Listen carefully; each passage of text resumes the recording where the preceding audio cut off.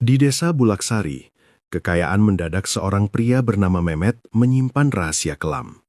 Ia menjalani pesugihan terlarang bernama cupang kawin, sebuah ritual yang mengharuskannya menikahi wanita secara berkala untuk dijadikan tumbal demi mempertahankan hartanya.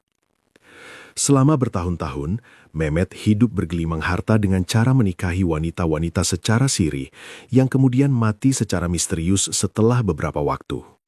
Warga hanya menganggapnya kutukan atau nasib buruk para wanita tersebut. Seperti apa kelanjutan ceritanya? Simak videonya sampai selesai.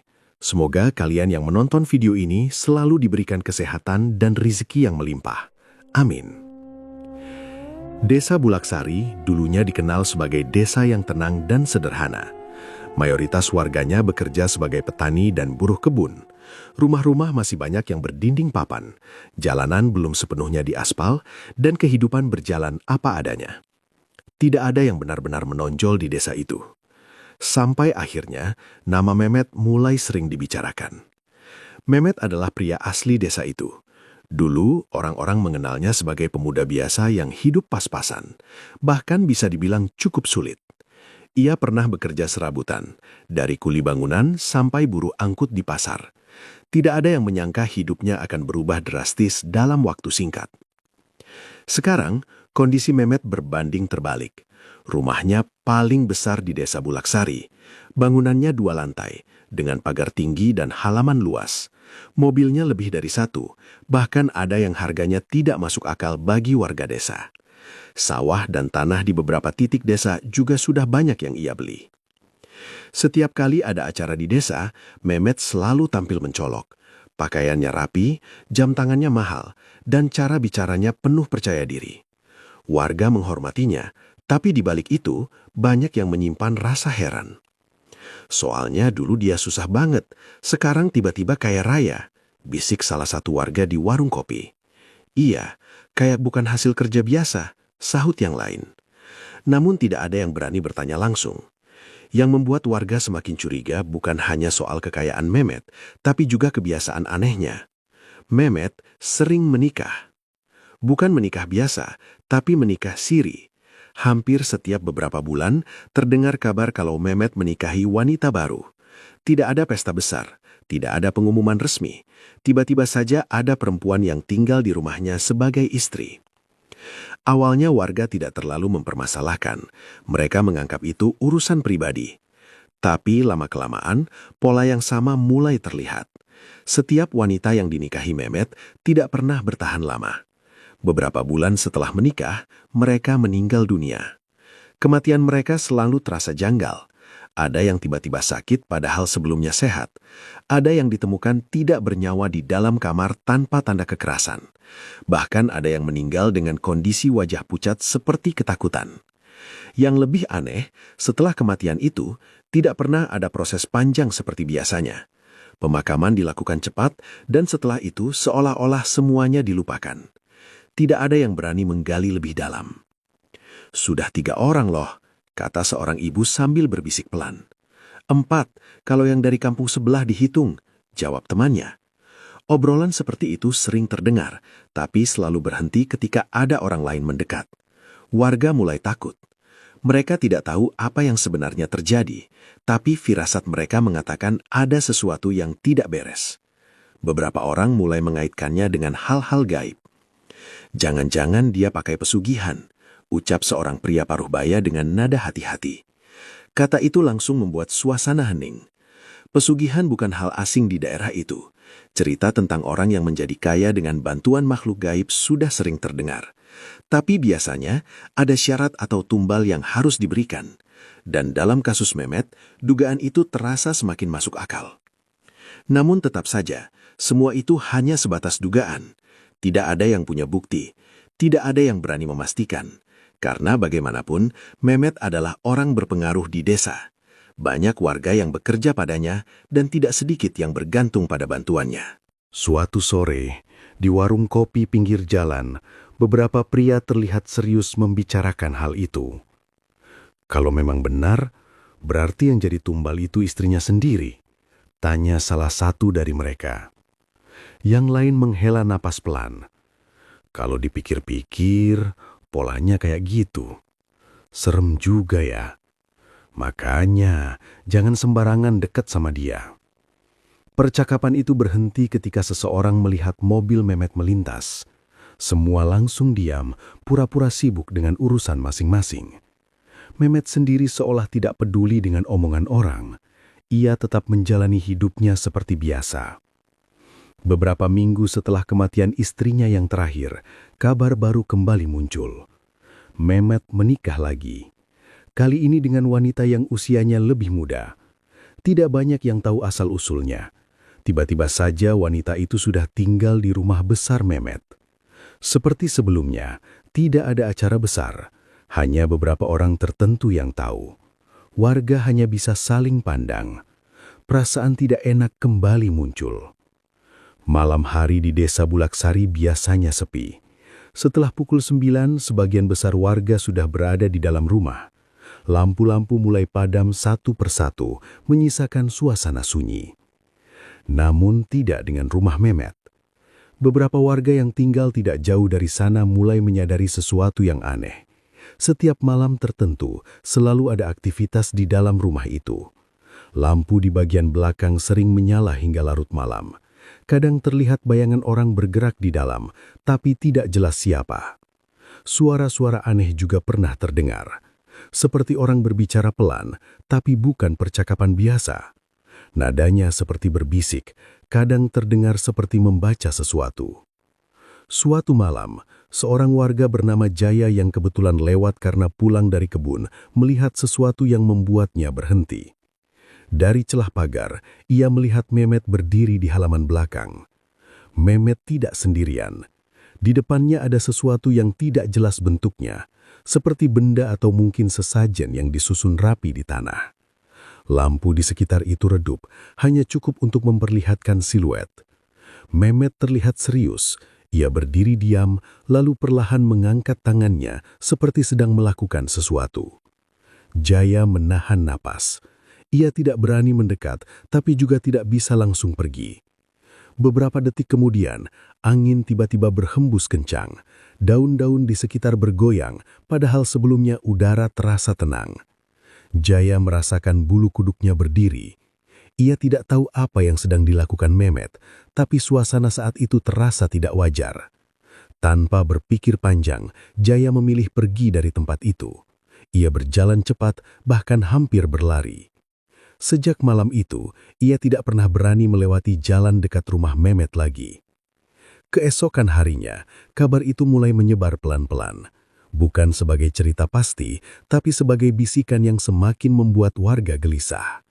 Dan sejak saat itu, satu hal mulai diyakini oleh sebagian orang di Desa Bulaksari.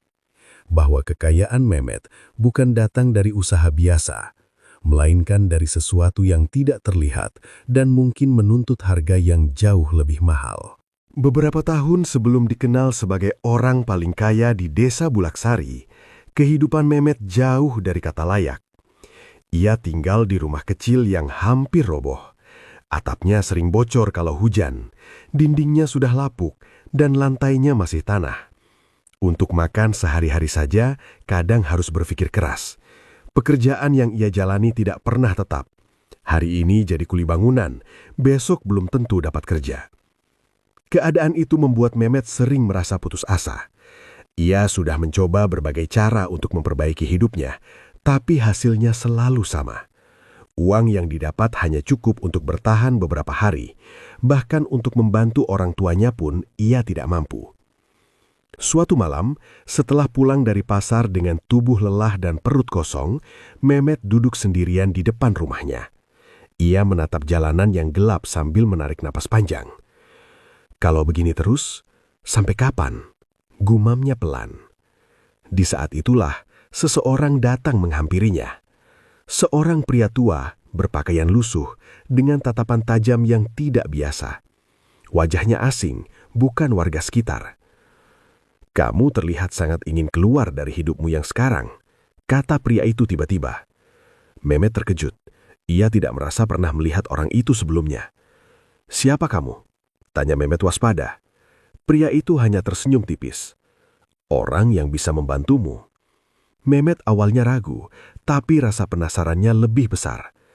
Bantu bagaimana? Pria itu duduk di samping Mehmet tanpa diminta. Aku tahu cara agar kamu cepat kaya. Bukan kaya biasa, tapi kaya yang tidak akan habis. Kalimat itu langsung membuat Mehmet tertarik. Ia menoleh, menatap pria itu dengan serius. Apa maksudnya? Pria tua itu tidak langsung menjawab. Ia mengeluarkan sesuatu dari kantongnya, benda kecil yang dibungkus kain hitam. Ini bukan untuk semua orang, katanya pelan. Hanya untuk yang benar-benar berani. Mehmet menelan ludah. Ia tahu ini bukan hal biasa, tapi di saat seperti itu, ia merasa tidak punya banyak pilihan. Kalau saya setuju, kapan bisa mulai? Tanya Mehmet akhirnya. Pria itu tersenyum puas. Malam ini juga. Malam itu Mehmet dibawa ke sebuah tempat yang jauh dari pemukiman. Sebuah area gelap di pinggir hutan yang jarang dilewati orang. Di sana sudah disiapkan beberapa benda aneh. Ada sesajen, lilin, dan benda-benda lain yang tidak pernah ia lihat sebelumnya. Pria tua itu memimpin ritual. Mehmet hanya mengikuti apa yang diperintahkan. Ia diminta duduk, membaca beberapa ucapan yang tidak ia pahami, dan menyentuh benda-benda tertentu. Suasana terasa berat, adara dingin, tapi bukan dingin biasa, seperti ada sesuatu yang mengawasi. Di tengah ritual, Mehmet merasa tubuhnya merinding. Ia seperti mendengar suara bisikan, tapi tidak jelas dari mana asalnya. Jangan takut, kata pria tua itu. Kalau kamu mundur sekarang, semuanya selesai. Mehmet menggerakkan giginya. Ia memilih tetap bertahan. Beberapa saat kemudian, ritual selesai. Pria tua itu berdiri dan menatap Mehmet. Mulai sekarang, hidupmu akan berubah. Tapi ingat, jangan pernah melanggar perjanjian. Setelah malam itu, semuanya benar-benar berubah. Tidak lama kemudian, Mehmet mendapatkan pekerjaan yang lebih baik. Lalu secara bertahap, ia mulai mendapatkan uang lebih banyak. Kesempatan datang tanpa ia cari. Bisnis kecil yang ia jalankan tiba-tiba berkembang. Orang-orang mulai mengenalnya. Uang datang lebih cepat dari yang pernah ia bayangkan. Dalam waktu singkat, hidupnya berubah drastis. Dan sesuai syarat yang diberikan, Mehmet harus menikah. Ia memilih seorang wanita dari desa lain. Pernikahan dilakukan secara sederhana, tanpa banyak orang tahu. Awalnya, semuanya terlihat normal. Istrinya sehat, tidak ada tanda-tanda aneh. Namun setelah beberapa minggu, perubahan mulai terlihat. Wanita itu sering mengeluh lemas. Wajahnya pucat, matanya seperti kosong. Kadang ia terlihat ketakutan tanpa alasan. Mehmet mulai merasa tidak nyaman, tapi ia sudah tahu apa yang akan terjadi. Suatu malam, istrinya ditemukan tidak bernyawa di dalam kamar. Tubuhnya dingin, wajahnya seperti menahan rasa sakit. Tidak ada tanda kekerasan. Semua orang menganggap itu kematian biasa. Mehmet hanya diam. Tidak ada rasa sedih yang benar-benar ia rasakan. Yang ada justru rasa takut dan sedikit rasa bersalah. Namun rasa itu tidak bertahan lama. Karena setelah kematian itu, kekayaannya bertambah lagi. Lebih banyak uang, lebih banyak kesempatan. Di titik itu Mehmet mulai berubah. Ia mulai menganggap semua ini sebagai hal yang biasa. Nyawa seseorang bukan lagi sesuatu yang membuatnya ragu. Ia menikah lagi, dan kejadian yang sama terulang. Istri keduanya juga meninggal dengan cara yang tidak jauh berbeda. Setelah itu, ia menikah lagi dan lagi. Setiap kali ada pernikahan, selalu diikuti dengan kematian. Awalnya Mehmet masih merasa terganggu, tapi lama-kelamaan ia terbiasa. Ia mulai melihat itu sebagai bagian dari proses, bukan lagi sesuatu yang harus disesali. Yang penting baginya adalah hasilnya, kekayaan yang terus bertambah, hidup yang semakin mewah. Ia tidak lagi peduli siapa wanita yang ia nikahi. Selama mereka bisa memenuhi syarat, itu sudah cukup. Hatinya menjadi dingin. Tidak ada lagi rasa kasihan, tidak ada lagi keraguan. Yang ada hanya satu tujuan, mempertahankan semua yang sudah ia dapat. Dan tanpa ia sadari, langkah yang ia ambil sejak malam itu telah menyeretnya semakin jauh ke dalam sesuatu yang tidak mudah ia lepaskan. Setelah beberapa kali menjalani pernikahan yang berakhir dengan kematian, Mehmet tidak lagi merasa ragu. Ia justru semakin terbiasa dengan pola yang terus berulang. Baginya, semua itu seperti bagian dari aturan yang memang harus dijalani. Kehidupannya semakin mewah, rumahnya semakin besar, tanahnya semakin luas, dan orang-orang mulai segan kepadanya. Tidak sedikit yang mencoba mendekat karena ingin ikut merasakan keuntungan dari kedekatan dengan Mehmet. Di balik semua itu, satu hal yang tidak pernah berubah. Mehmet terus menikah. Pernikahan berikutnya terjadi dengan seorang wanita bernama Sari, berasal dari desa yang cukup jauh dari Bulaksari. Wanita itu dikenal sederhana dan tidak banyak bicara. Tidak ada yang tahu bagaimana Mehmet bisa mengenalnya. Setelah menikah, Sari tinggal di rumah Mehmet. Beberapa hari pertama terlihat biasa saja. Ia masih terlihat sehat, bahkan sempat menyapa beberapa warga dengan ramah. Namun memasuki minggu kedua, kondisi Sari mulai berubah. Ia sering terlihat duduk sendirian di teras dengan tatapan kosong. Wajahnya pucat dan tubuhnya terlihat lemah. Ketika diajak bicara, jawabannya singkat dan kadang tidak nyambung. "Kenapa, Nak? Sakit?" tanya salah satu tetangga yang sempat berkunjung. Sari hanya menggeleng pelan, tapi matanya terlihat ketakutan. Beberapa hari kemudian, ia tidak pernah terlihat keluar lagi. Hingga suatu pagi, kabar itu muncul. Sari meninggal dunia di dalam kamarnya. Tidak ada yang tahu pasti penyebabnya. Tubuhnya tidak menunjukkan luka, tapi wajahnya seperti orang yang ketakutan sebelum mati. Pemakamannya dilakukan cepat, seperti kejadian-kejadian sebelumnya. Warga mulai semakin gelisah. Namun tidak ada yang berani bertanya lebih jauh. Beberapa bulan setelah itu, Mehmet kembali menikah. Kali ini dengan wanita bernama Rini. Berbeda dengan Sari, Rini dikenal lebih ceria. Ia sempat terlihat sering tersenyum dan mencoba berbaur dengan warga sekitar. Awalnya, kehadiran Rini membuat suasana sedikit berbeda. Beberapa orang sempat berpikir mungkin kali ini tidak akan terjadi hal buruk. Namun harapan itu tidak berlangsung lama. Sekitar 1 bulan setelah pernikahan, Rini tiba-tiba jatuh sakit. Kondisinya memburuk dengan cepat. Tubuhnya panas tinggi, tapi dokter yang sempat dipanggil tidak menemukan penyakit yang jelas. Rini sering mengigau di malam hari. Ia seperti berbicara dengan seseorang yang tidak terlihat. Jangan dekati aku," ucapnya suatu malam dengan suara lemah. Mehmet hanya diam mendengar itu. Ia tidak mencoba menolong lebih jauh. Beberapa hari kemudian, Rini meninggal dunia. Kali ini suasananya lebih menyeramkan. Saat ditemukan, tubuh Rini dalam posisi tidak wajar. Tangannya seperti mencoba meraih sesuatu, matanya terbuka lebar. Beberapa orang yang melihat langsung merasa tidak nyaman. "Ini bukan sakit biasa," bisik salah satu warga. Namun lagi-lagi, semuanya berlalu begitu saja. Waktu berjalan dan Mehmet kembali menikah. Jumlah wanita yang datang dan pergi dari rumah itu semakin banyak.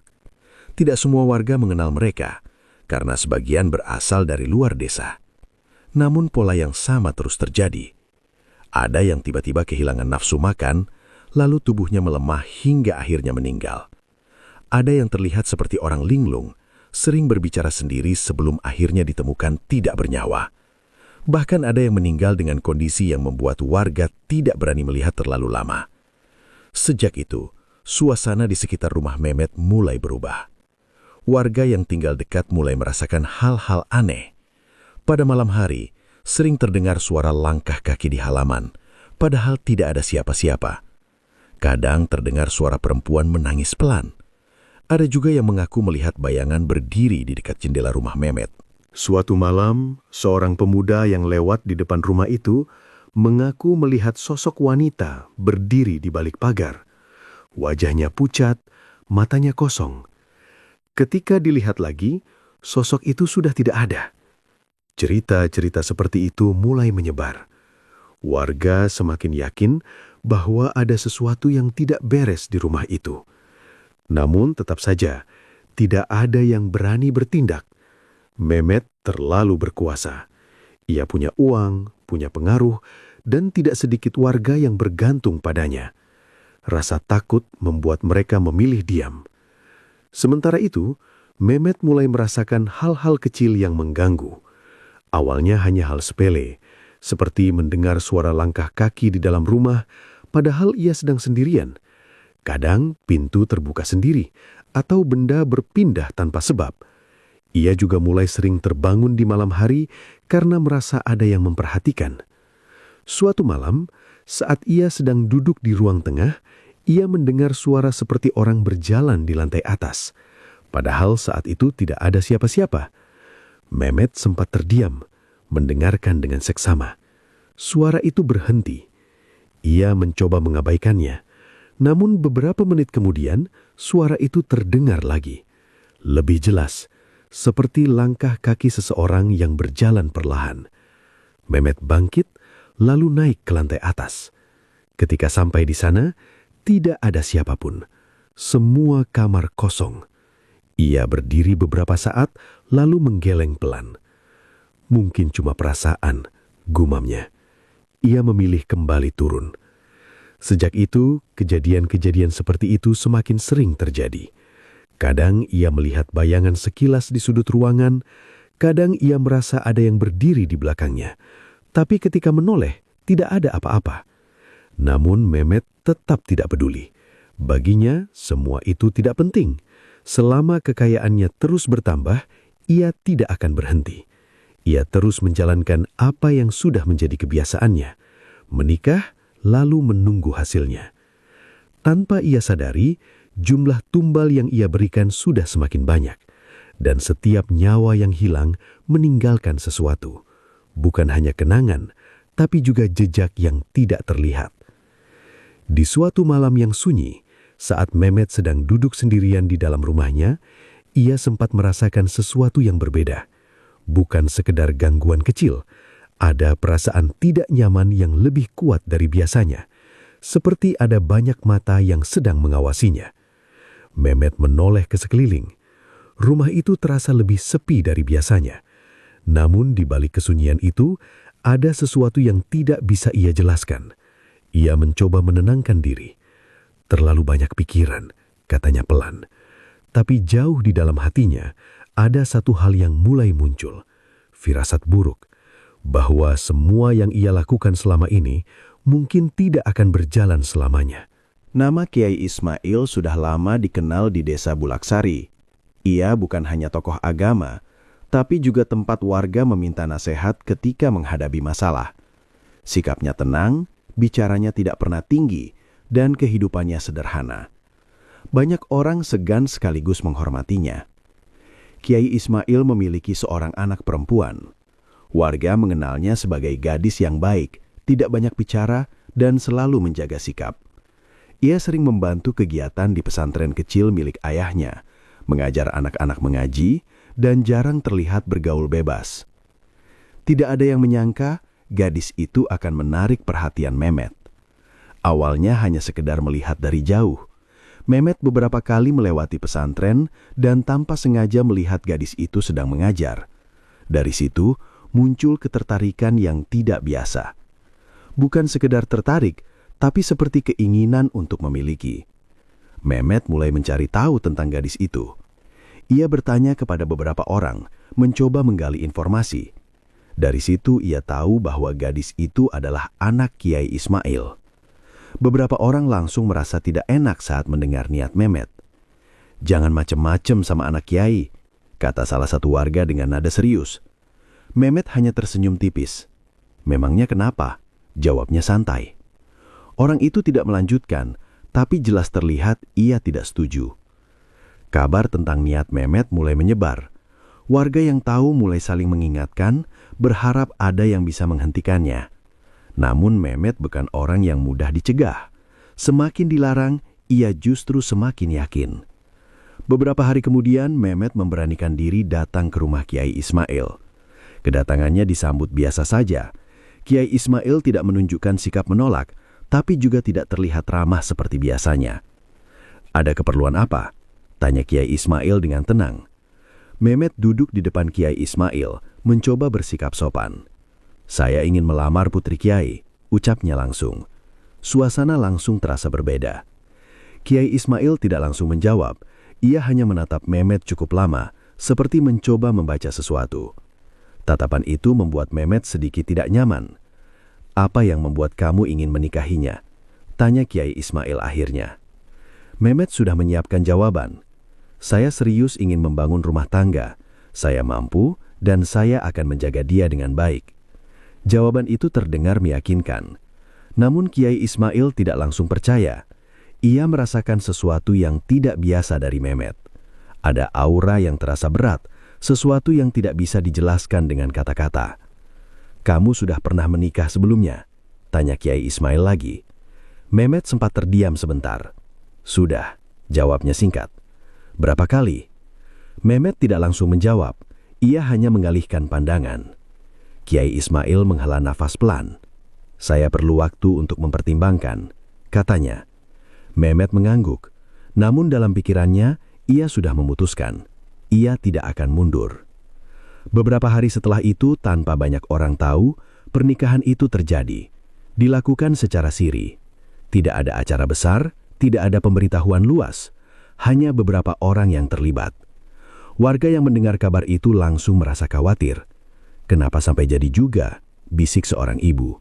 "Kasihan anak Kiai," sahut yang lain. Namun semuanya sudah terjadi. Gadis itu kini resmi menjadi istri Mehmet. Sejak hari pertama tinggal di rumah Mehmet, suasana sudah terasa berbeda. Gadis itu menjalani hari-harinya dengan tenang. Ia tetap menjaga ibadahnya, tidak banyak bicara, dan lebih sering berada di dalam rumah. Namun yang aneh, tidak ada perubahan seperti yang biasa terjadi pada istri-istri Mehmet sebelumnya.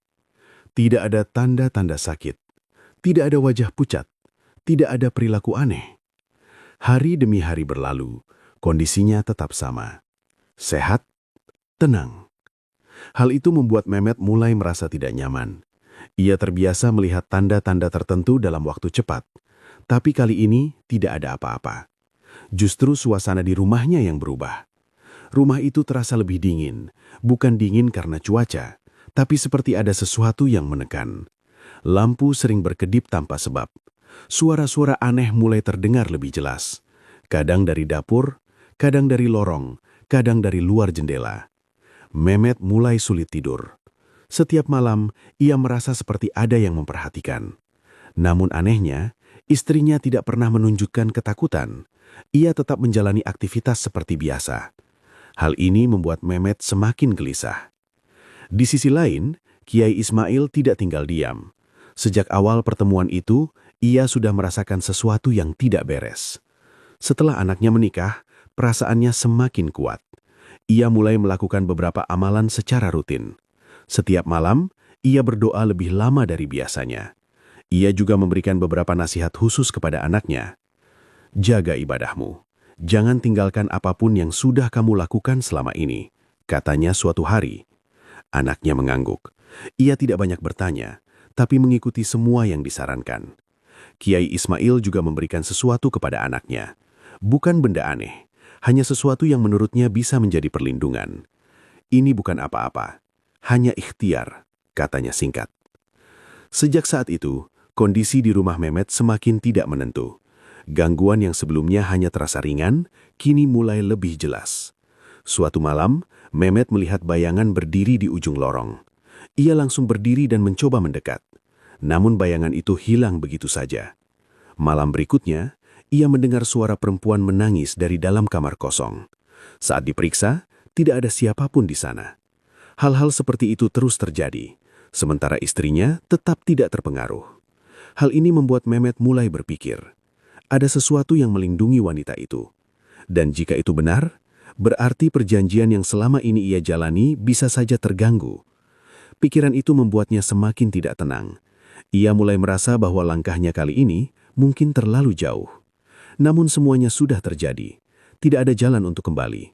Dan tanpa ia sadari, keputusan untuk menikahi anak Kiai Ismail telah membuka sesuatu yang tidak bisa ia kendalikan. Sejak pernikahannya dengan putri Kiai Ismail, Hidup Mehmet tidak lagi berjalan seperti biasanya. Ia mulai merasakan sesuatu yang berbeda, sesuatu yang tidak pernah ia alami selama bertahun-tahun menjalani pesugihan itu. Biasanya, setelah menikah, ia hanya perlu menunggu. Tidak lama kemudian, tanda-tanda akan muncul pada istrinya. Tubuh melemah, wajah pucat, lalu berujung kematian. Namun kali ini tidak. Hari demi hari berlalu, istrinya tetap sehat. Tidak ada perubahan aneh. Tidak ada tanda-tanda seperti yang pernah terjadi sebelumnya. Awalnya Mehmet menganggap itu hal yang baik. Ia sempat merasa lega, seolah-olah untuk pertama kalinya ia bisa memiliki istri yang bertahan lebih lama. Tapi rasa lega itu tidak bertahan lama, karena justru dari situlah semuanya mulai kacau. Beberapa malam setelah pernikahan itu, Mehmet mulai mengalami mimpi yang tidak biasa. Mimpi itu terasa sangat nyata. Di dalam mimpinya, ia berada di rumahnya sendiri, tapi suasananya gelap dan dingin. Lampu tidak menyala dan udara terasa berat. Ia berdiri di ruang tengah sendirian. Lalu tiba-tiba terdengar suara langkah kaki. Pelan, berat. Seperti seseorang sedang mendekat. Mehmet mencoba melihat ke arah suara itu, tapi yang ia lihat hanya bayangan. Sampai akhirnya satu sosok muncul. Seorang wanita. Wajahnya pucat, matanya kosong, dan tubuhnya terlihat tidak utuh. Mehmet langsung mengenalinya. Itu adalah salah satu istrinya yang sudah meninggal. Wanita itu berdiri diam, menatap Mehmet tanpa berkedip. Lalu perlahan ia membuka mulutnya. "Kenapa kamu lakukan ini?" Suaranya lirih tapi jelas. Mehmet mundur selangkah. Belum sempat ia berkata apa-apa, tiba-tiba muncul sosok lain di belakang wanita itu. Lalu satu lagi, dan satu lagi. Semua wanita yang pernah ia nikahi muncul satu persatu. Dengan kondisi yang berbeda-beda. Ada yang wajahnya rusak, ada yang tubuhnya seperti membusuk, ada yang matanya hitam seperti lubang kosong. Mereka semua menatap Mehmet. Dan kemudian suara mereka terdengar bersamaan. "Kami menunggu." Mehmet terbangun dengan nafas terengah-engah. Tubuhnya basah oleh keringat. Ia langsung duduk, mencoba mengatur nafas. "Itu cuma mimpi," katanya pelan. Namun mimpi itu tidak berhenti di situ. Setiap malam ia mengalami hal yang sama. Bahkan semakin lama semakin jelas. Kadang ia merasa disentuh, kadang ia merasa seperti ditarik. Dan setiap kali ia terbangun, rasa lelahnya tidak hilang, justru semakin parah. Selain mimpi buruk, kondisi tubuh Mehmet juga mulai berubah. Ia yang biasanya kuat dan penuh energi, kini sering merasa lemas. Tubuhnya cepat lelah, bahkan untuk aktivitas ringan. Wajahnya terlihat lebih pucat, matanya sayu. Beberapa orang yang melihat mulai menyadari perubahan itu. "Pak Mehmet kelihatan beda ya sekarang," bisik salah satu pekerjanya. Namun Mehmet tidak mau peduli. Ia masih mencoba menjalani aktivitas seperti biasa. Tapi masalah tidak berhenti di situ. Hal lain mulai terjadi. Uangnya perlahan berkurang. Bukan karena ia boros, tapi seperti ada yang tidak beres. Beberapa bisnisnya tiba-tiba mengalami kerugian. Barang yang seharusnya laku justru tidak terjual. Orang-orang yang dulu bekerja sama dengannya mulai menjauh. Bahkan ada beberapa asetnya yang hilang tanpa penjelasan jelas. Mehmet mulai panik. Ini pertama kalinya ia mengalami hal seperti ini sejak menjalani pesugihan.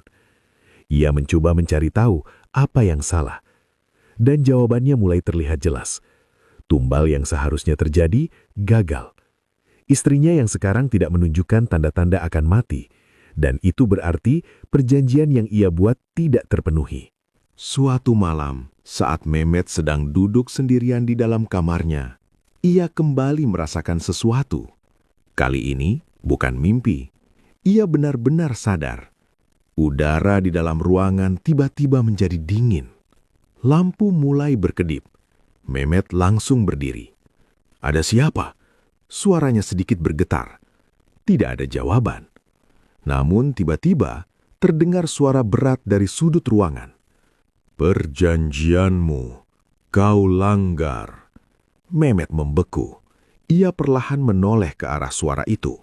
Di sana berdiri sosok tinggi yang tidak jelas bentuknya. Tubuhnya gelap, seperti bayangan, tapi terasa sangat nyata. Matanya menyala redup. Mehmet mundur beberapa langkah. Aku tidak melanggar, katanya terbata. Sosok itu mendekat. Tidak ada tumbal. Suaranya berat dan dalam. Mehmet mulai panik. Aku sudah menikah. Aku sudah melakukan semuanya. Sosok itu berhenti beberapa langkah di depannya. Ia tidak bisa diambil. Kalimat itu membuat Mehmet langsung mengerti. Istrinya sekarang tidak bisa dijadikan tumbal. Dan itu berarti, apa yang akan terjadi? Tanya Mehmet dengan suara gemetar. Beberapa detik hening. Lalu sosok itu berkata dengan nada yang lebih dingin. Pengganti adalah dirimu. Mehmet langsung merasa tubuhnya lemas. Ia tidak bisa berkata apa-apa. Sosok itu perlahan menghilang, tapi rasa dingin di ruangan tetap ada. Sejak malam itu, teror semakin nyata. Mehmet tidak hanya melihat mereka dalam mimpi. Ia mulai melihat bayangan di siang hari, mendengar suara-suara saat ia terjaga. Kadang ia melihat sosok wanita berdiri di ujung lorong. Kadang di depan pintu kamar, kadang di kaca, tepat di belakangnya. Ia mencoba keluar rumah, mencoba mencari bantuan. Namun setiap langkah terasa berat. Ia pergi ke orang pintar yang dulu memperkenalkannya pada pesugihan itu. Tapi orang itu sudah tidak ada, seolah-olah menghilang tanpa jejak. Mehmet semakin panik. Ia mencoba mencari orang lain, tapi tidak ada yang bisa membantunya. Semua seperti menolak, seolah-olah masalahnya sudah terlalu dalam. Hari demi hari, kondisi Mehmet semakin memburuk. Tubuhnya semakin lemah, wajahnya semakin pucat, dan teror itu tidak pernah berhenti.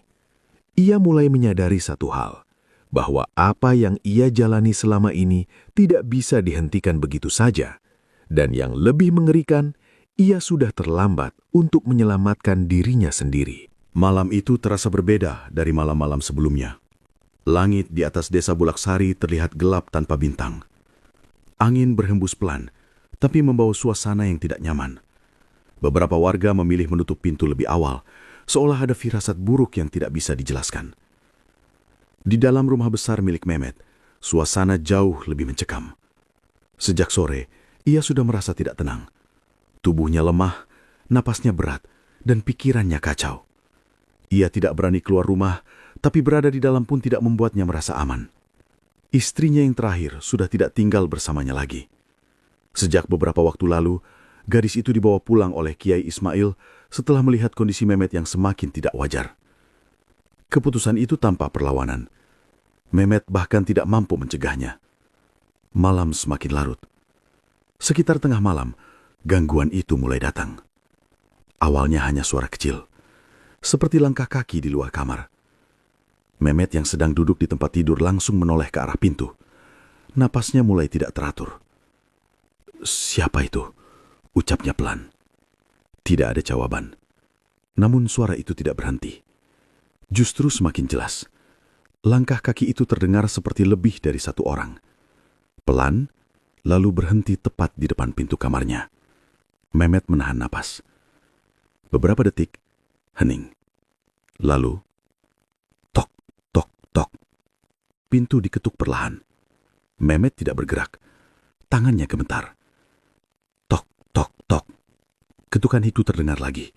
Kali ini lebih keras. "Aku tahu kamu di dalam." Terdengar suara wanita dari balik pintu. Suara itu tidak asing. Mehmet langsung mengenalinya. Salah satu dari mereka. Tubuhnya langsung kaku. Aku tidak salah," ucapnya terbata. Tiba-tiba, pintu terbuka sendiri. Pelan, berderit. Mehmet langsung mundur ke sudut tempat tidur. Dari balik pintu, satu persatu sosok mulai masuk. Wanita-wanita yang pernah ia nikahi, dengan kondisi yang tidak utuh. Ada yang wajahnya rusak, ada yang tubuhnya penuh luka, ada yang matanya kosong tanpa cahaya. Mereka berjalan perlahan mendekat. Suara tangisan mulai terdengar. Awalnya pelan, lalu semakin keras. Tangisan itu memenuhi seluruh ruangan. Mehmet menutup telinganya. "Pergi, pergi!" teriaknya panik. Tapi mereka tidak berhenti. Salah satu dari mereka mendekat lebih dulu. Wajahnya sangat dekat dengan Mehmet. "Kamu janji," katanya pelan. Mehmet menggeleng cepat. "Aku sudah lakukan semuanya. Aku sudah menikah." Wanita itu tersenyum.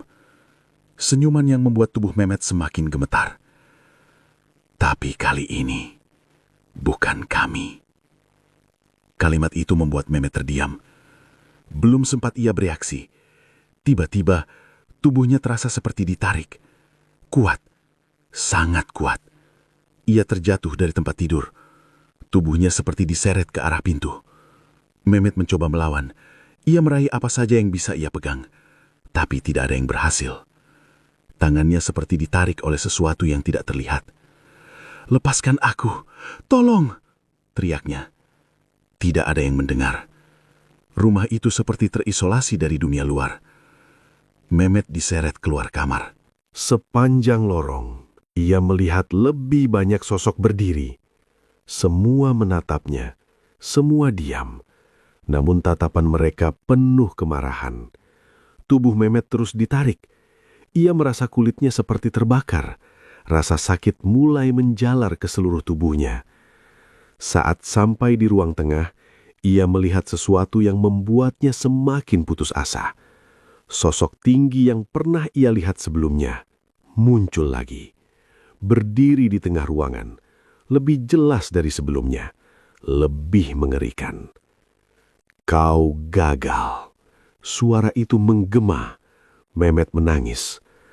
"Ampuni aku tidak tahu." Sosok itu mendekat. Semua sudah jelas sejak awal. Mehmet menggeleng. Tubuhnya sudah tidak punya tenaga. "Beri aku kesempatan." Namun tidak ada jawaban. Tiba-tiba, semua sosok wanita itu bergerak bersamaan. Mereka mendekat, mengelilingi Mehmet. Tangisan berubah menjadi suara tawa yang mengerikan. Mehmet berteriak sekuat tenaga, namun suaranya seperti tenggelam. Dalam hitungan detik, tubuhnya tertutup oleh sosok-sosok itu. Yang terlihat hanya bayangan bergerak dan suara teriakan yang perlahan menghilang. Malam itu, rumah Mehmet kembali sunyi. Tidak ada suara lagi, tidak ada gerakan, seolah tidak pernah terjadi apa-apa. Keesokan paginya, salah satu pekerja Mehmet datang seperti biasa. Ia ingin menanyakan sesuatu soal pekerjaan. Namun saat sampai di depan rumah, suasananya terasa aneh. Sepi. Tidak ada aktivitas sama sekali. Ia mencoba memanggil, "Pak Mehmet." Tidak ada jawaban. Ia memberanikan diri masuk. Pintu rumah tidak terkunci. Saat masuk ke dalam, hawa dingin langsung terasa. Ia berjalan pelan, memanggil lagi. Namun langkahnya terhenti saat melihat sesuatu di ruang tengah. Tubuh Mehmet tergeletak di lantai. Kondisinya mengenaskan. Wajahnya penuh ketakutan, matanya terbuka lebar. Tubuhnya rusak seperti dimakan sesuatu. Beberapa bagian terlihat tidak utuh. Pekerja itu langsung mundur dengan wajah pucat. Ia berteriak memanggil warga. Tidak butuh waktu lama, rumah itu dipenuhi orang. Namun tidak ada yang berani mendekat terlalu lama. Suasana penuh ketakutan. Kabar kematian Mehmet menyebar dengan cepat ke seluruh desa. Banyak yang kaget, tapi tidak sedikit yang merasa itu adalah akibat dari apa yang selama ini ia lakukan. Tidak ada yang tahu pasti apa yang terjadi malam itu, tapi semua bisa merasakan bahwa itu bukan kematian biasa. Beberapa hari setelah kejadian itu, hal aneh mulai terjadi. Harta Mehmet perlahan hilang. Uangnya tidak jelas kemana. Bisnisnya hancur, tanah-tanahnya bermasalah. Seolah semua yang ia miliki ikut lenyap bersamaan dengan kematiannya. Rumah besarnya pun ditinggalkan. Tidak ada yang mau tinggal di sana. Bahkan untuk mendekat saja, warga merasa takut. Sering terdengar cerita tentang suara tangisan di malam hari. Ada juga yang mengaku melihat bayangan wanita di dalam rumah itu. Sejak saat itu, rumah Mehmet dikenal sebagai tempat angker. Sementara itu, istri terakhirnya tetap selamat. Ia tinggal bersama Kiai Ismail, tidak pernah mengalami gangguan seperti yang dialami wanita-wanita sebelumnya. Banyak yang percaya itu karena perlindungan yang diberikan oleh Kiai Ismail. Dan dari semua kejadian itu, satu hal menjadi jelas bagi warga desa Bulaksari, bahwa apa yang dilakukan Mehmet selama ini akhirnya berbalik menghancurkan dirinya sendiri. Beberapa bulan setelah kejadian itu, suasana desa Bulaksari perlahan kembali seperti semula. Aktivitas warga berjalan normal, sawah kembali digarap, dan warung-warung kembali ramai seperti biasanya. Namun, ada satu hal yang tidak pernah benar-benar hilang. Cerita tentang Mehmet, nama itu masih sering disebut, terutama saat malam hari atau ketika warga berkumpul dan membicarakan hal-hal yang berbau mistis. Apa yang terjadi padanya menjadi pengingat nyata bagi semua orang di desa itu. Rumah besar milik Mehmet kini berdiri kosong. Catnya mulai kusam, halaman yang dulu rapi sekarang dipenuhi rumput liar. Pintu dan jendelanya tertutup rapat, tapi beberapa bagian terlihat rusak karena tidak pernah dirawat. Tidak ada yang berani mendekat, apalagi masuk ke dalam. Beberapa warga mengaku masih sering mendengar suara aneh dari dalam rumah itu, terutama saat malam. Ada yang bilang mendengar tangisan perempuan, ada juga yang melihat bayangan bergerak di balik jendela. Walaupun tidak semua percaya, tetap saja tidak ada yang mau mengambil resiko. Rumah itu akhirnya dibiarkan begitu saja. Menjadi simbol dari sesuatu yang dulu terlihat indah di luar, tapi ternyata menyimpan kegelapan di dalamnya. Sementara itu, kehidupan putri Kiai Ismail berjalan dengan tenang. Ia kembali menjalani hari-harinya seperti biasa di bawah pengawasan ayahnya. Warga pun semakin menghormati Kiai Ismail karena percaya bahwa perlindungan yang ia berikan telah menyelamatkan anaknya dari nasib buruk. Tidak sedikit yang datang untuk meminta nasihat atau sekedar ingin lebih dekat dengan hal-hal yang bersifat kebaikan. Kejadian yang menimpa Mehmet membuka mata banyak orang. Dulu, sebagian warga sempat iri melihat kekayaannya. Hidupnya terlihat enak, semua yang ia inginkan bisa didapat dengan mudah. Tapi sekarang, mereka melihat akhir dari semua itu. Dan itu bukan sesuatu yang diinginkan siapapun. Dari kisah tersebut, ada pelajaran yang benar-benar terasa nyata bagi warga desa Bulaksari. Pertama, tidak ada kekayaan instan tanpa konsekuensi. Apapun yang didapat dengan cara cepat dan tidak wajar pasti memiliki harga yang harus dibayar. Mungkin tidak langsung terlihat, tapi pada akhirnya akan datang juga. Kedua, segala sesuatu yang berasal dari jalan gelap tidak akan membawa ketenangan. Walaupun di awal terlihat menguntungkan, pada akhirnya hanya akan membawa ketakutan dan penderitaan. Ketiga, mengorbankan orang lain demi kepentingan pribadi adalah kesalahan besar. Nyawa bukan sesuatu yang bisa ditukar dengan harta. Apa yang dilakukan Mehmet menjadi bukti bahwa perbuatan seperti itu hanya akan berujung pada kehancuran. Keempat, kezaliman tidak akan pernah hilang begitu saja. Cepat atau lambat, semua perbuatan buruk akan kembali kepada pelakunya dengan cara yang tidak terduga.